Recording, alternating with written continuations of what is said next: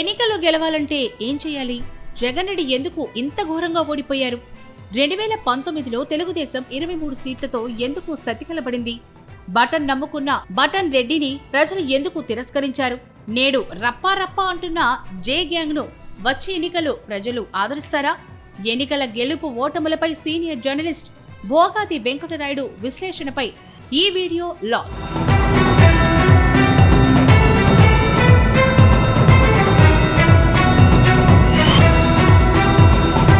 ఎన్నికల్లో గెలవడానికి ఏం చెయ్యాలి అనేది తెలుసుకోవడం అంటే గడ్డివామిలో సూది కోసం వెతుకులాడడం వంటిది. అది దొరుకుతుందో లేదో తెలియదు.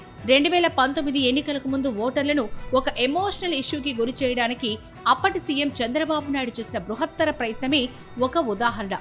రాష్ట్రానికి స్పెషల్ స్టేటస్ హోదాను కేంద్రం ఇవ్వకపోవడాన్ని ఒక భావోద్వేగ అంశంగా చేయాలని చంద్రబాబు నాయుడు భారీ ప్రయత్నం చేశారు. కానీ క్లిక్ అవ్వలేదు.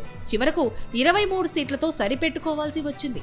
అయినప్పటికీ అధికారంలోకి రావడానికి నాయకులకు ఈ వెతుకులాట మాత్రం తప్పనిసరి. మౌలిక వసతులు, సదుపాయాలు ఇబ్బిడి ముబ్బిడిగా కల్పించడం వల్ల, పెట్టుబడులు రప్పించడానికి రేయింబవులు కృషి చేయడం వల్ల ఓట్లు రాలుతాయా, రాలవు అని చెప్పడానికి చంద్రబాబు నాయుడు రాజకీయ ప్రయాణమే ఓ ఉదాహరణ. 2004, 2019 ఎన్నికల్లో ఆయన ఎందుకు ఓడిపోయారు? మరి ఉచితాలు చూసి మురిసిపోయి ఓటర్లు గెలిపిస్తారా? గెలిపించరు అనడానికి 1989లో ఎన్టీ రామారావు, 2024లో జగన్మోహన్ రెడ్డి, 2019లో చంద్రబాబు నాయుడు పార్టీల ఘోర పరాజయాలే పెద్ద ఉదాహరణలు. పన్నులు, సెస్సుల రూపంలో ప్రజల రక్తమాంసాలను ఒక పక్క పిండేస్తూ మరోపక్క పప్పు బెల్లాలలాగా ఓట్ల కోసం ఆ డబ్బును వెదజల్లడానికి ఈ డబ్బు ఎవడబ్బో సొత్తు అంటూ ఆవేదనకు లోనైన వారు వేసే వ్యతిరేక ఓటు గతంలో టీడీపీని, వైసీపీని ఓడించాయి. అయినా రాజకీయ పార్టీలు అధికారంలోకి రావడానికి పదే పదే అదే షార్ట్ కట్ మార్గాన్ని ఎంచుకుంటుంటాయి. ఎన్నికల్లో బోల్తా పడుతూ ఉంటాయి.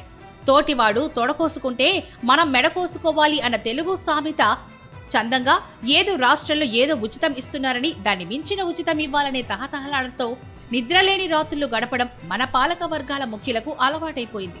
మీ ఆఫీసర్లను పంపి సంసారాలు చేయించి పెడతాం, మా లేడీ ఆఫీసర్లను పంపి మీ ఇళ్లలో వంటలు చేయించి పెడతాం, ఇటువంటి హామీలే తప్ప దాదాపుగా అన్ని ఉచితాలు చేసేశారు. అయినా ఎన్నికల్లో గెలవడానికి సరిపడినన్ని ఓట్లు రాలడమే లేదు. మరి గెలిచేదెలా? వరదల్లో పడి అన్ని కొట్టుకుపోయినట్టుగా భావోద్వేగ అంశాల్లోకి ఓటర్లను నెట్టగలిగితే ఎన్నికల్లో ఇవే గెలుపోటములను డిసైడ్ చేస్తాయి. అన్ని రుగ్మతులకు జిందా తిలిస్మాతులోషనే మందు అని ఒక సామెత తెలంగాణలో ఉంది. అలా అన్ని సమస్యలకు జగనే పరిష్కారం అన్న భావోద్వేగానికి తెలుగు ఓటర్లు 2019 ఎన్నికలకు 6 నెలల ముందే లోనయ్యారు. ఆ భావోద్వేగమే జగన్కు 151 సీట్లు తెచ్చిపెట్టింది. ఓటర్ల భావోద్వేగాలకు దమ్మిడి విలువ కూడా ఇవ్వని ఫలితంగానే 2024 ఎన్నికల్లో ప్రధాన రాజకీయ జీవన స్రవంతి నుంచి జగన్ను ఓటర్ పక్కకు తప్పించారు. ప్రస్తుతం పేటీఎం జనాలతో ఆయన జనంలో తిరుగుతూ ఉంటారు.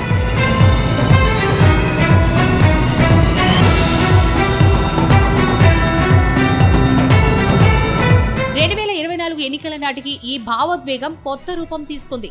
వైసీపీలో అరాచకాలకు పాల్పడిన వారిని పాల్పడినట్టుగా తోకలు కత్తిరిస్తా, వడ్డీతో తిరిగి చెల్లిస్తా, ఇదిగో రెడ్ బుక్, అందరి జాతకాలు ఇందులో ఉన్నాయి, ఒక్కొక్కరి తాట తీస్తా, నా వ్యక్తిగత విషయాలకొస్తే మీ బతుకులు బజార్లో పెడతా, ఒక్కొక్కడికి అనఫిషియల్ గా ఎన్ని కనెక్షన్లున్నాయో నాకు తెలుసు, ఇదిగో చెప్పు, ఒక్కొక్కడికి చర్మం తీస్తా, ఏమనుకుంటున్నారో కొడకల్లారా, ఇటువంటి వైసీపీ వ్యతిరేక ప్రకటనలు ఓటర్లను ఊపేశాయి.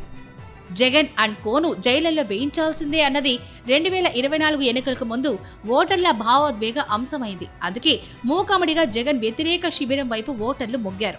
అనుకోకుండానే టీడీపీ కూటమితో కనెక్ట్ అయ్యారు. అంటే కూటమికి ఫ్రీగా ఓట్లు వేశారని కాదు, దాని అర్థం అటు కూటమి నుంచి ఇటు జగన్ అండ్ కో నుంచి కూడా మొహమాటమేమీ లేకుండా అందినంత వరకు లాగేసి ఓట్లు మాత్రం కూటమికి వేశారు. కూటమి కంటే ఏ విషయంలో తక్కువ చేసిందని జగన్ అండ్ కోను ఓటర్లు తిరస్కరించారు. ఇక్కడ జగన్ అండ్ కోను ముంచింది మాత్రం భావోద్వేగ ఇష్యూ అన్నమాట. తుఫాను సమయాల్లో సముద్రం అలల తాకిడికి ఒడ్డుకు కొట్టుకొచ్చే భారీ తిమింగలల్లా 164 సీట్లతో అధికారపు తీరానికి కొట్టుకొచ్చిన కూటమి మరి ఓటర్ల భావోద్వేగ అంశాన్ని అందుకోగలుగుతున్నదా? ఎందుకు కూటమి అభ్యర్థులను మూకమ్మడిగా గెలిపించారో కూటమి నేతలు విశ్లేషించుకున్నారా? పోని వచ్చే ఎన్నికల నాటికి ఓటర్లను తన శిబిరంలోనే ఎంచుకోగలిగిన భావోద్వేగ అంశం ఏదైనా కూటమికుందా? అలాగే వచ్చే ఎన్నికల్లో తను అధికారంలోకి తీసుకురాగలిగిన భావోద్వేగ అంశం ఏదైనా జగన్ శిబిరానికి ఉందా? చూద్దాం. ఎవరు ఏ ఎత్తుగడలతో ఓటర్లను ఏ ఎమోషనల్ ఇష్యూస్కి గురి చేస్తారు. కానీ ఒక్క విషయం మాత్రం స్పష్టం, ఏదో ఒక బలమైన భావోద్వేగ అంశం లేకుండా ఎన్నికల్లో గెలవడం ఇటు కూటమికి గానీ అటు జగన్కి గానీ సాధ్యం కాదు.